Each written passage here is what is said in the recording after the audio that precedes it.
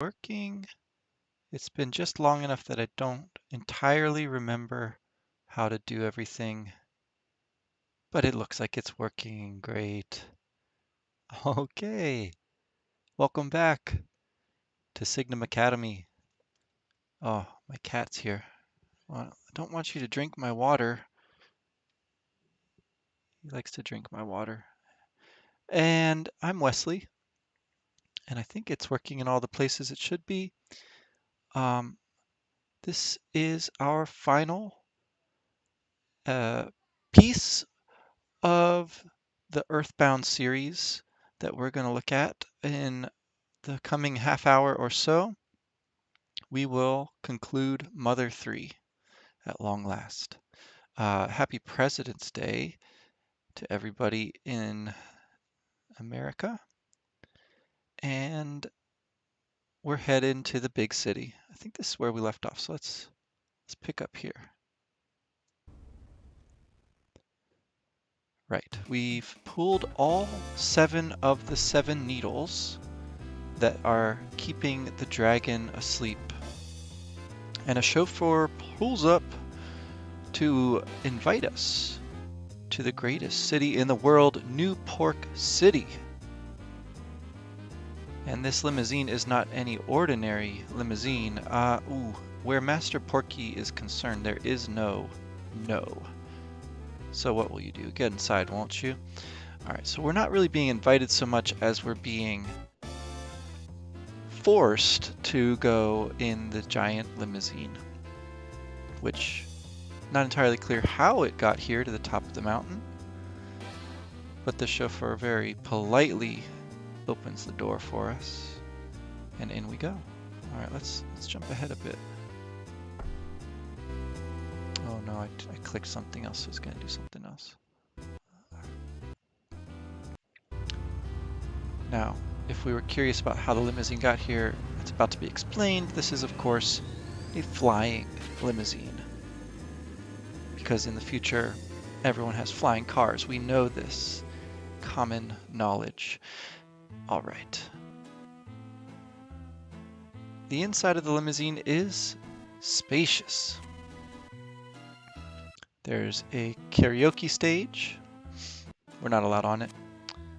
We're not supposed to drink anything from the bar, of course. There's an old tabletop game, like a Pac-Man style, or maybe Space Invader. Everything here looks like you can interact with it, but you can't. It's a painting of a champagne tower, and oh, they don't even seem interested in the bath, but I think the bath is the one thing that you can use. There is a theme throughout this game of this idea of going ahead in time, the flow of time taking us someplace that we don't really expect. Rather than taking place in one time frame, and rather than going back in time the way that we did in EarthBound,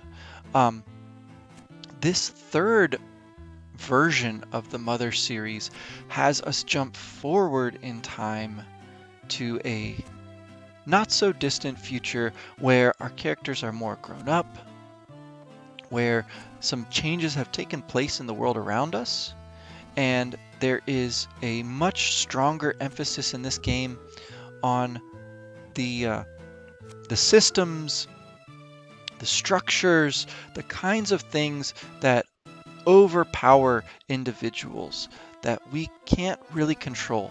And I think the chauffeur here, the way he forces us into this flying car, the way the flying car seems great, it has all these fun things in it, but we can't actually use any of them, we can't play with any of them. That seems to be a way for this game to kind of question and make us start to question what it is that we're doing when we play these games. Obviously, we want to have fun, we want to enjoy, but we also want to be learning something from this experience. I think that Tolkien, when he tells stories, is up to something very similar. He's primarily telling a story. He's essentially trying to tell the best story that he can. And he's trying to seek truth for the story. But if he does that well, it seems like he can't help but get at some bigger truth. And so here we are at the terrifyingly tall tower at the center of New Pork City. There's some more of those flame-breathing dragon statues we saw before at the club. It's guarded. There's an amusement park. Again, spoilers, we can't play with any of the rides or games at the amusement park. As fun as they look, there's that Ferris wheel glowing. A restaurant. Some of our old friends from Tasmilly are here. Some masks and pinwheels. A big bug. Chapter 8. We've arrived at the final chapter. All things. That could mean a lot of things. All things. I always assumed that it meant something like all things come to an end.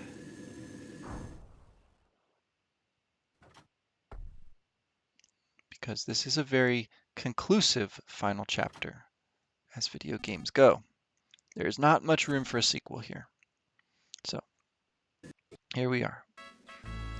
New Pork City. We want to find our way to Master Porky. There's that scary lady from the zombie portion of EarthBound. Everyone invites us to go and explore. These robots are built to look like the mother of the character Pokey from EarthBound rather. And the music is a kind of distorted version of Pokey's music. So the name of this whole series is Mother. And of course, our mother characters are very important throughout the series. I think we should note that Pokey, that character who was a kind of alter ego for Ness in the first, or rather in EarthBound, sorry, I keep calling it the first game. It's the first one I played. Pokey, of course, has a very different relationship with his parents. They are not caring. They are, seems very actually abusive and cause him a lot of trauma. So he has robot versions of his mother serving at this restaurant.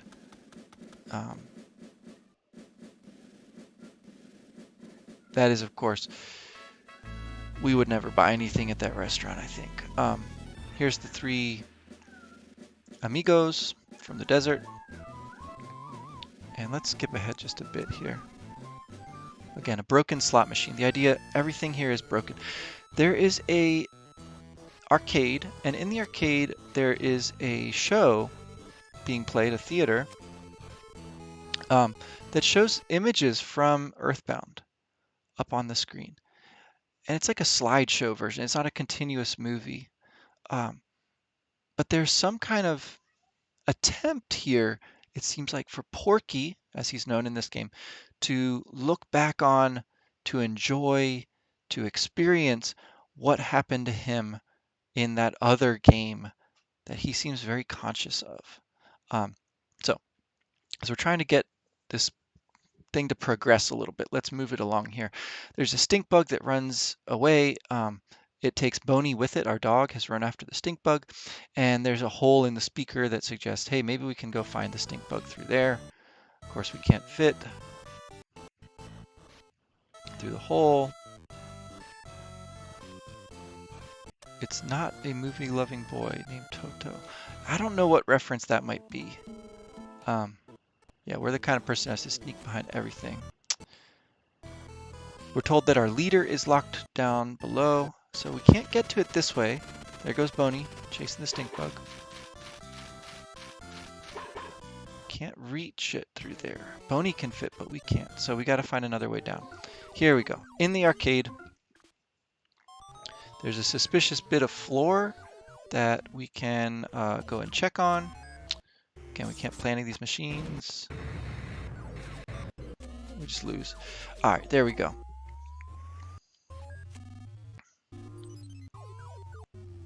He's gonna pull open this cover to the sewer so we can go down. So now we're in the underground. Very common experience in games. I think we've talked about this at least once. Games, epic poems, the characters will go to the underworld at some point, no doubt about it. But in this case, it's the underground of a modern city. So rather than a place where the shades of the dead, the ghosts of dead heroes and people are, instead we have an actual sewer. And it's clearly very smelly. There's a lot of stink lines coming up from this sewer, and the enemies here are putrid enemies. This references the attempt in America to make EarthBound a gross out game. They're really playing that up in all the advertising for EarthBound, and it's not terribly successful. The popularity that EarthBound achieves is really in spite of that attempt to align it with a gross out aesthetic. And instead, it's beloved for its humor, for its music, for all sorts of things other than the tagline, "This game stinks." So, once again, we have a chance to buy some items here. We're in a gross, abandoned apartment building, and there is Leader. Not a rope at all, but a ball and chain. Boney found this character, Leader, this very, very tall person from Tazmily Village. He never spoke, he rang the bell. Finally, he's going to tell us what in the world is going on. This is a bit of an info dump. Yes, it's me, Leader, the bell ringer. It must be a shock to hear me speaking for once. I chose not to. It's not that he couldn't talk, he chose not to. He rang the crossroad bell. Deep inside his heart, he decided he would speak to no one. So this idea of silence, the silent protagonist, gets brought out here. Oh, the cat again. All right, Lucas, the time has come to tell you everything, he says. What I'm about to tell you, you might not want to know. This classical piece is playing. This is not an original piece, this is a classical piece. He's going to tell us a long story. I'm going to abbreviate things here. Again, you can't refuse to hear the story, just like you couldn't refuse to come to the city. All right, so let's skip ahead a bit. Let's abbreviate. He tells us that the world we're living in is a creation of people who escaped from some other world after the end of the world. And they decided that they would play a kind of game. Understanding that the dragon is immensely powerful, they sealed it away with those 7 needles. And meanwhile, they made a kind of imaginary world. But over time, they got so invested in their roles in this story that they'd made up that they forgot that it was all a creation. So, remember that hummingbird egg, that object that seems so important? Well, it was a trigger that would remind people of the truth if they needed to know the secret. Anyway, instead of hearing it from that, we hear it instead from Leader, who, as the name implies, was the leader because he's so tall. That's one of the stranger parts of this story. Anyway, we're told that the people of the islands, the native people, had magical powers, and those that arrived on their journey from the other world made friends with them, joined them in the story. But then Pokey comes along, okay, aka Porky. He is going to use these islands as a toy box. We're told he is going to do what he pleases. He builds Thunder Tower He experiments with animals and chimeras. There is a traitor among the Magypsies. The one that we are missing goes and helps Porky. Again, we know that there is at least two ways this story can end. Either the chosen one with the ability to pull needles, sealing the dragon away, is Lucas with a pure heart, or it's the other, the masked man. All right, so we need to pull the final needles. Oh, did I say 7 needles? I meant 6. I'm getting confused with this chapter 8 thing. So we've pulled 6 of the 7 needles. When we pull the final one, the dragon will awake.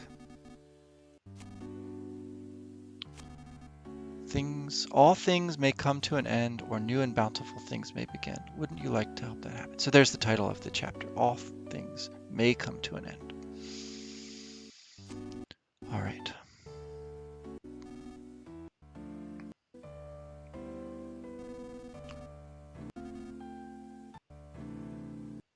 So we know that Porky is in the building.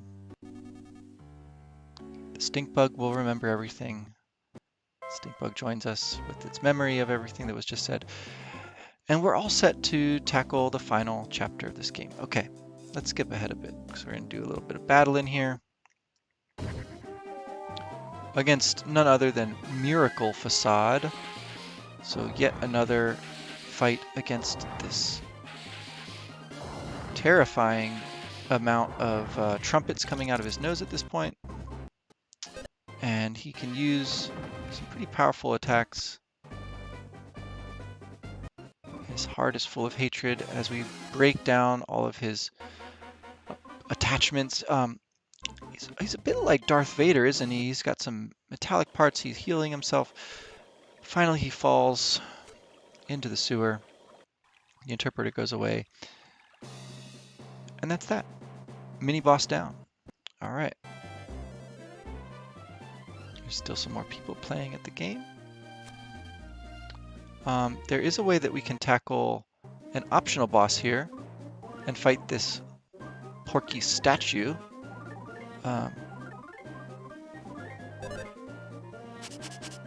Again, smells mechanical, super difficult battle. But if we use the New Year's bomb, it does all but 1 damage, and we can finish this off in 1 hit. So there's a trick to beating that optional boss of the statue. And statue is demolished. It was rumored to be the most powerful statue to ever live, but it got beaten surprisingly easily. Statues don't live, huh? I wonder why I didn't realize that before.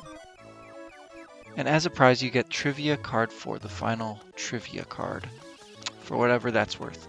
There's a lot of items and things in this game that are just kind of there for fun.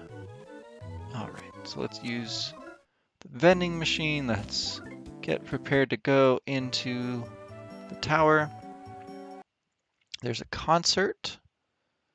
Here we are, just in time to see the concert.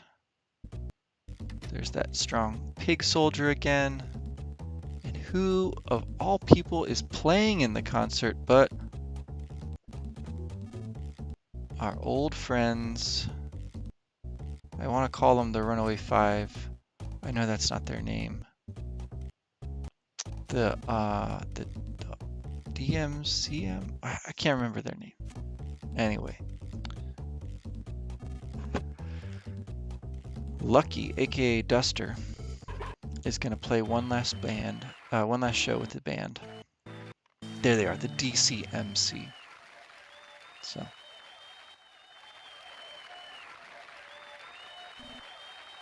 You can hear the cheering of the crowd.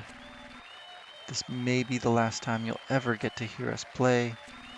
This might also be the last time we ever get to perform. It's sounding very final, isn't it? And this is speaking not just to the people in that area of the game.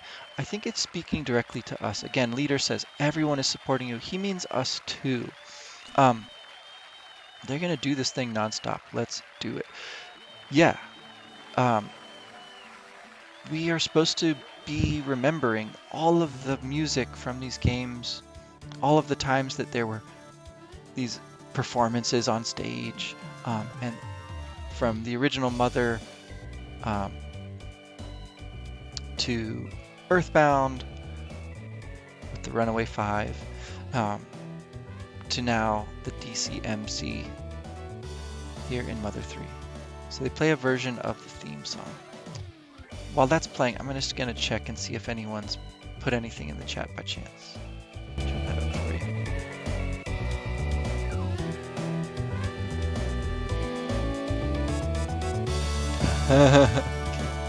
Truth Fire, it is no problem. Did I not update the going live notification? Oh, I don't even know what you're talking about, but not to worry. All right, I think that's all that's going on in the chat. Cool. So we're gonna finish this thing up. Little drum solo. Tonda Gossa, their call sign, and they're gonna play one last song.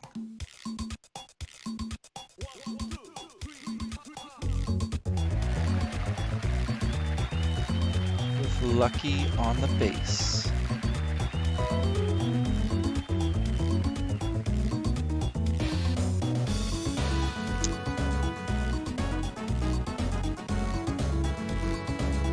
Sounds pretty good. Sounds samba beat going on. All right.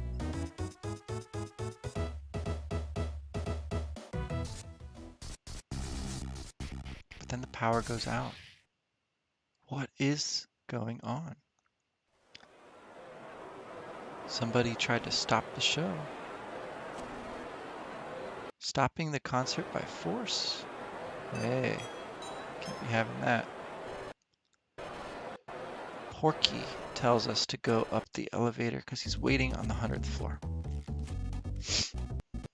All right. So,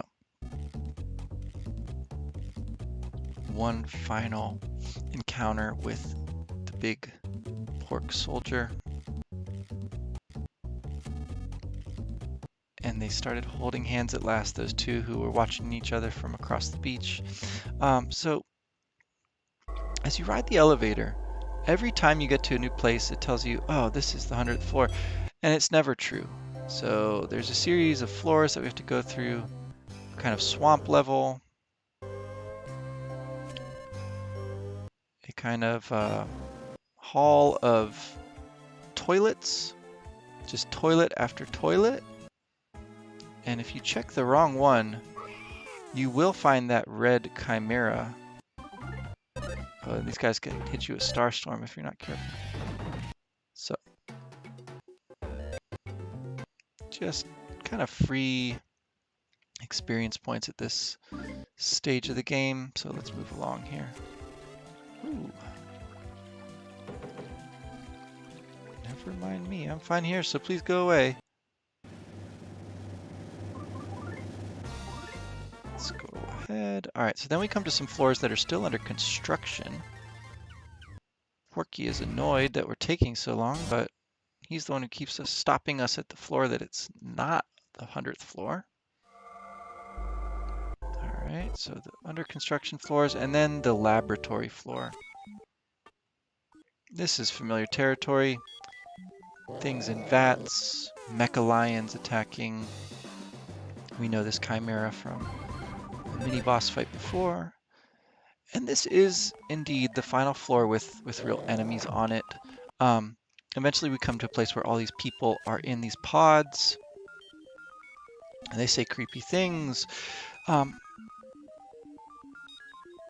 We are coming to our final boss fight at last.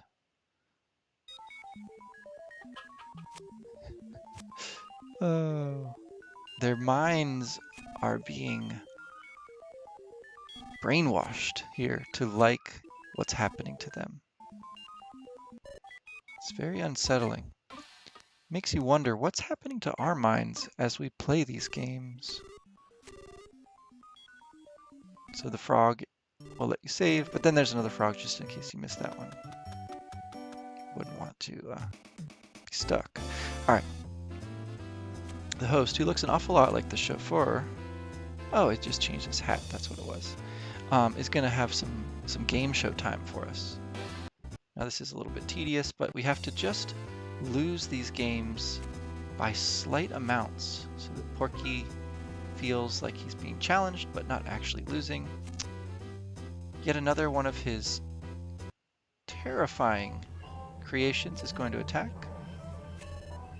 So this is not Porky, but some sort of robot attack toy, he calls it.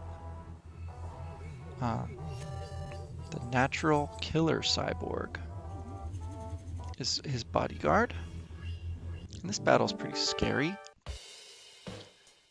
Pretty reminiscent of fighting Pokey in the previous game. He's in a machine very similar to this called the Devil's Machine. So this one's a challenge even for a highly leveled player here, but we'll just kind of skip ahead. I'm sure he can take care of everything. All right. We come to a series of memorabilia. And so we ride this boat that's also like a house, past the Devil's Machine, past the sesame seeds, as the theme song from EarthBound plays. It's a trip down memory lane. It's absolutely playing up that nostalgia that we are presumably going to bring to the game at this point. Because don't forget, not just in the game have we jumped forward in time, but in the world too, because this game took about a decade longer than was expected to finally come out.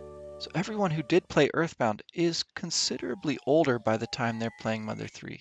That goes for me too.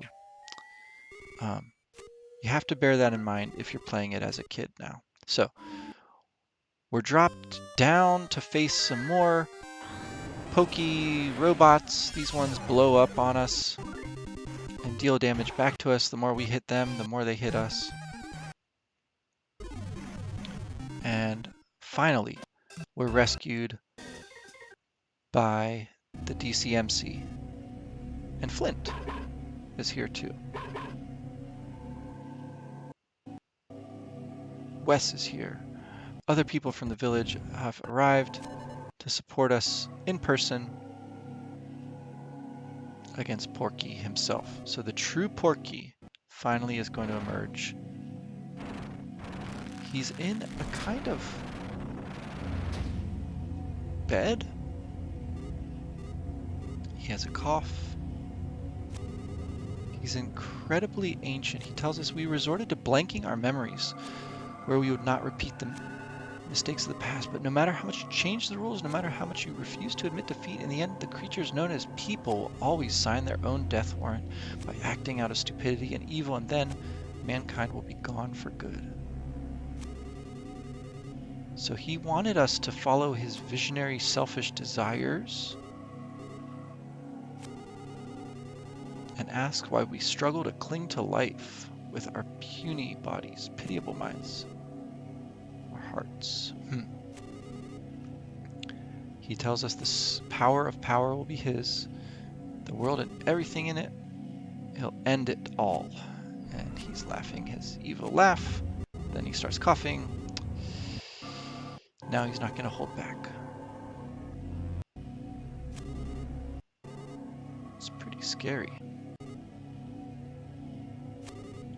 So apparently Porky considers himself godlike already, but just needs the power of the dragon to destroy everything. Alright. Alright. Dr. Andonuts is here, creator of the Phase Distorter. And turns out we're on an elevator going down. It's pretty terrifying, and this takes quite a while, so we'll skip ahead.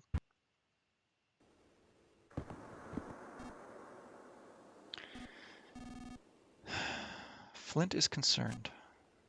He wants to let him go ahead.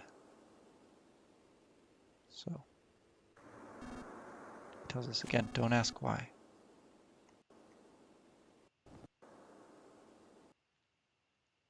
So a non-playable character, Flint, and there's that doorknob again, goes on ahead to be the hero. But of course we have to go after him. And we'll find him here before too long. So let's keep walking. Fighting these diamond flashy type enemies. There he is. Flint has lost his hat. And he confirms that he is Klaus. That masked man is your brother Klaus. He says, Flint a little bit worried. He tells us be happy because he's finally found our brother, but he certainly looks anything but happy. The final needle, make sure you pull it. Tells us Klaus did not do it to him. Now there is another Easter egg there. If you continually talk to Flint, eventually he'll say something funny about his baldness. A lot of fan theories point out that Flint could well be Ness from the first game. That is not confirmed here. All that we know is that he has found our brother, and it has taken everything he's got. Now finally we're going to face Porky in the Devil's Machine. Tells us that that one who used to be known as Klaus is now his slave. So let's not hold back here. We're gonna hit him with everything we've got. Our tickle stick, our offense up, our burgers, and Porky doesn't know how old he is, he points out. He's gone through time so much. He asks us if is that funny? Again, this idea of fun in games, which is anything but this. And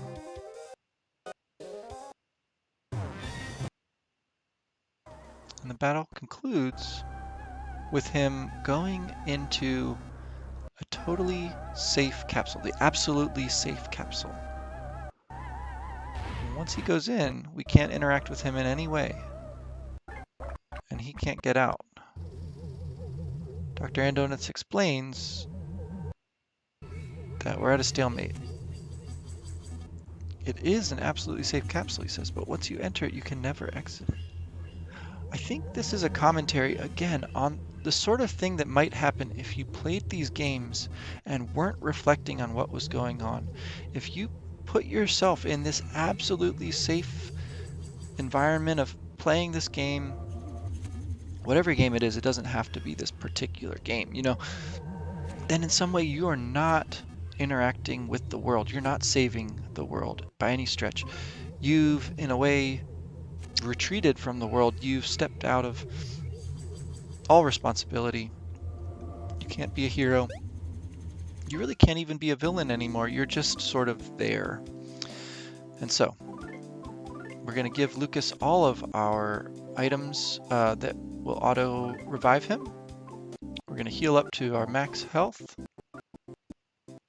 and get ready to face the final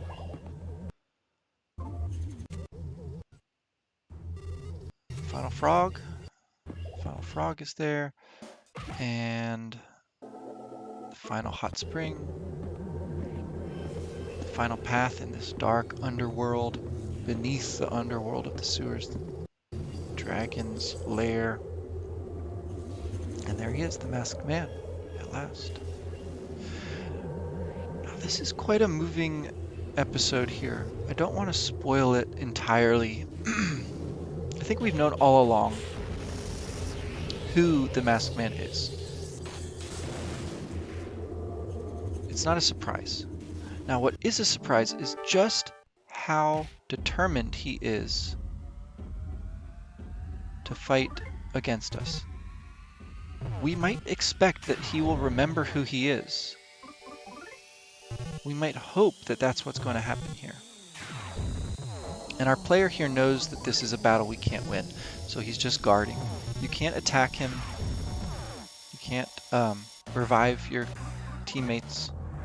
You just have to survive long enough for the masked man to start to remember the truth.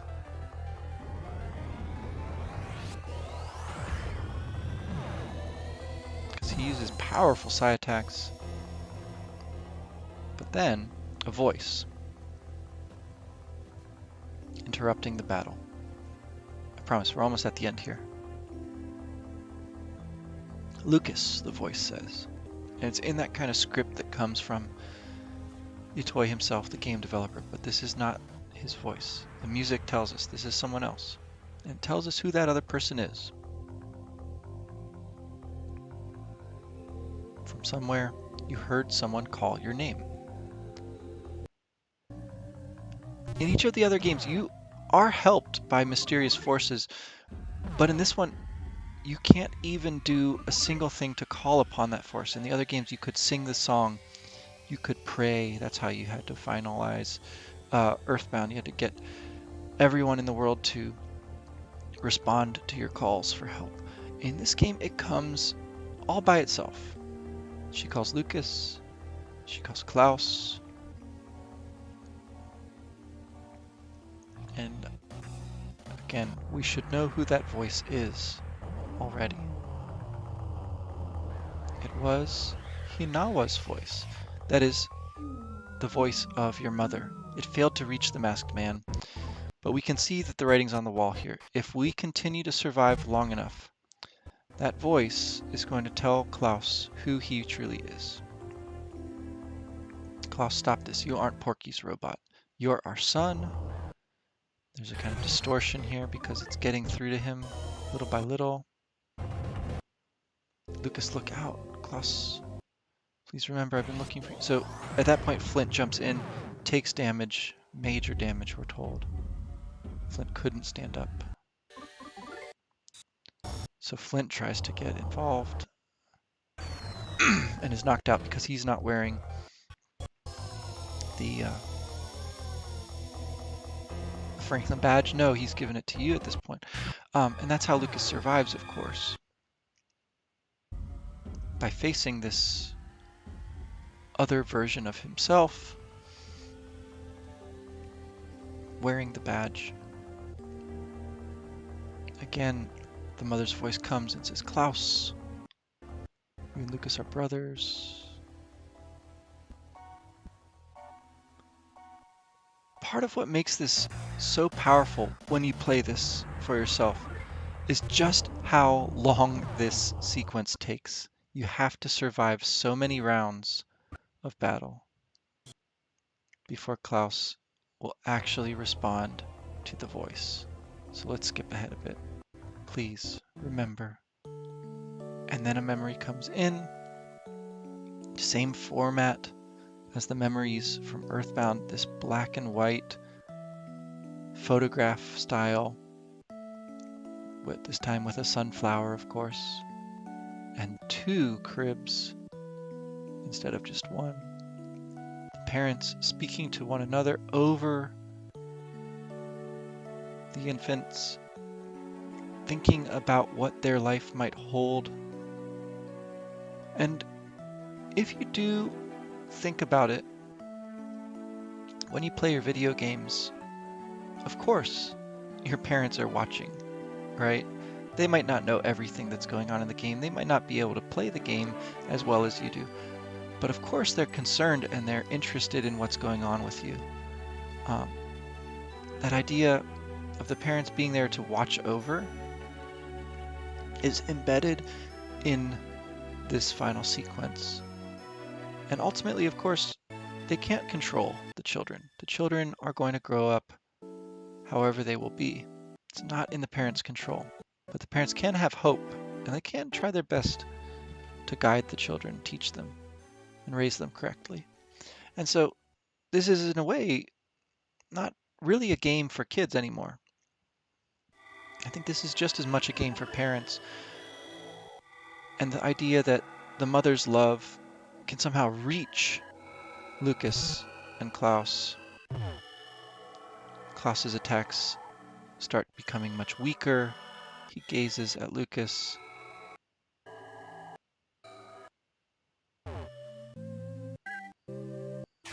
Lucas's heart aches, we're told.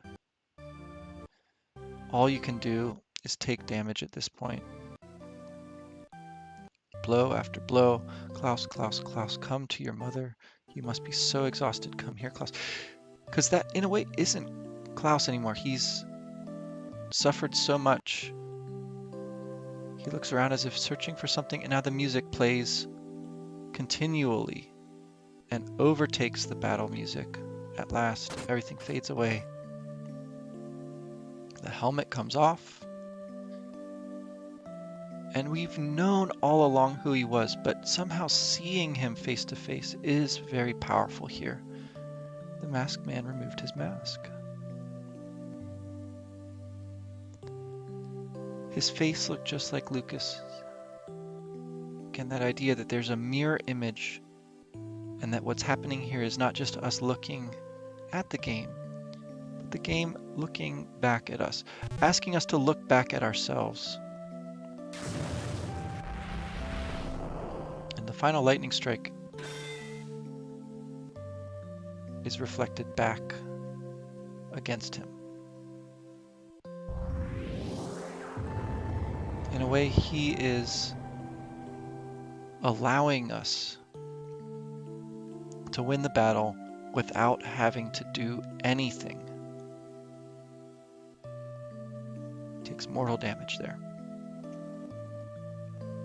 So, as we might have expected, the battle is not one that we can win by fighting.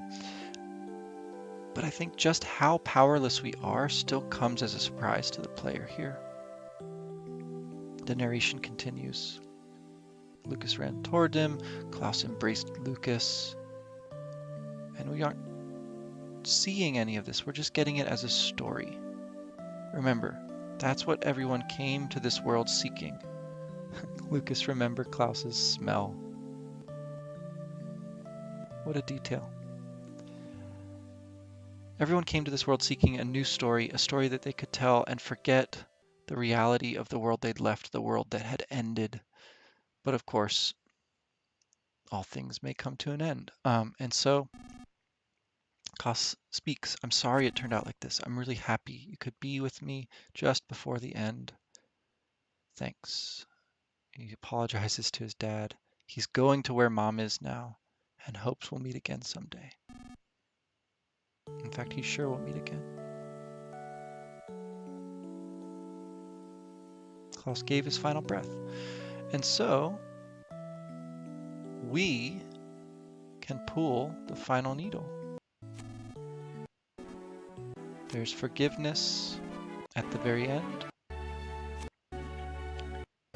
We're going to pass our heart on to the dragon and pray from the bottom of our heart. So there's a lot of the same kind of idea here. Pacifism, trust, hope, faith. It's not too much of a stretch to say that this is a religious ending. This is an ending in the sense that the end of the world is an ending. We're asked to consider some very deep questions here about forgiveness and about finality. When the dragon wakes up, he responds to the heart of the one who pulls that final needle. So we had better hope that our heart is pure, that is the players. But I think we all know ourselves well enough to understand that we just aren't. We just aren't that good. Of course the world is going to end. There's nothing we can do about it. But all's not lost, because when the world ends, the dragon recreates it in the fashion of the heart of the one who pulled it. Our heart might not be pure. It might not be perfect. The world might not be uh, free of mistakes, might not be a perfect place,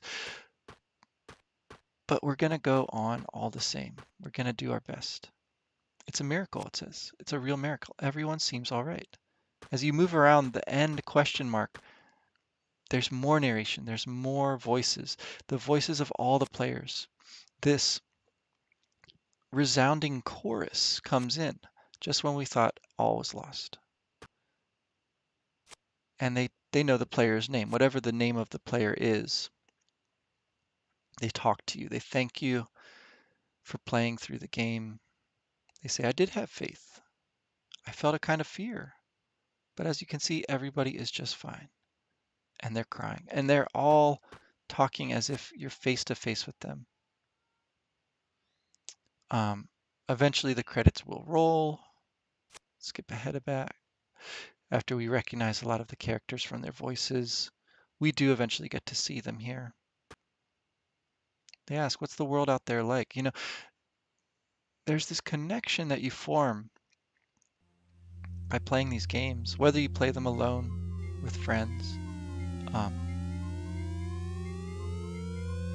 but it really does feel like quite an accomplishment to get to the final credits here.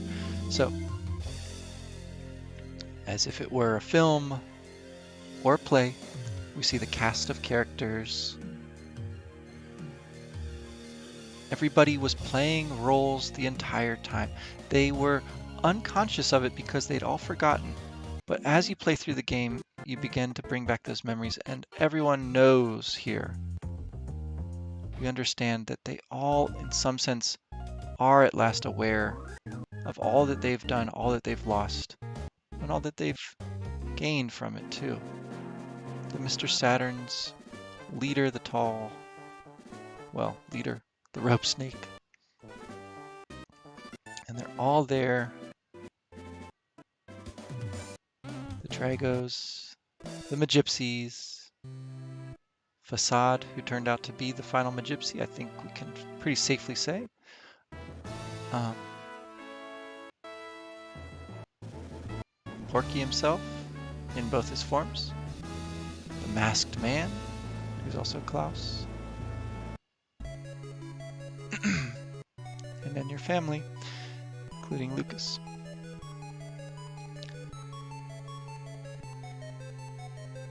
And you can play this game again if you want, of course. You can see all these people again. It's not truly the end.